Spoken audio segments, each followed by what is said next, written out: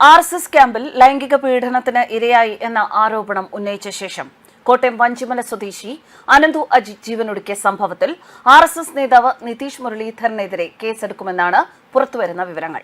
നിതീഷ് മുരളീധരനെതിരെ കേസെടുക്കാം എന്ന് senior APP Manu Kallampally പോലീസിന് നിയമോപദേശം നൽകിയതിന്റെ അടിസ്ഥാനത്തിലാണ് നടപടി. ആത്മഹത്യാ പ്രേരണ കുറ്റത്തിന് തമ്പാനൂർ പോലീസും പ്രകൃതിവിരുദ്ധ ലൈംഗിക പീഡനത്തിന് പൊൻകുന്നം പോലീസുമാണ് കേസെടുക്കാൻ തീരുമാനിച്ചിരിക്കുന്നത്. ഇപ്പോൾ TP സെൻകുമാറിന്റെ ഒരു പോസ്റ്റ് ശ്രദ്ധേയമാകുന്നു. അദ്ദേഹം ഇങ്ങനെ കുറിക്കുന്നു: ഈ കേസിൽ പ്രതിയെന്ന് ആരോപിക്കപ്പെടുന്ന ആളുടെ കട അടിച്ചു പൊളിച്ചതും RSSനെതിരെ ഇത് വലിയ ആയുധമാക്കാൻ ശ്രമിക്കുന്നതും തികച്ചും സംശയാസ്പദമാണ്.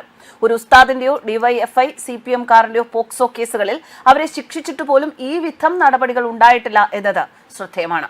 അതുകൊണ്ട് തന്നെ ഈ ചോദ്യങ്ങൾ വളരെ പ്രസക്തമാണ് എന്നാണ് അദ്ദേഹം തന്റെ ഫേസ്ബുക്കിലൂടെ ഒരു കുറിപ്പിൽ പറഞ്ഞിരിക്കുന്നത്.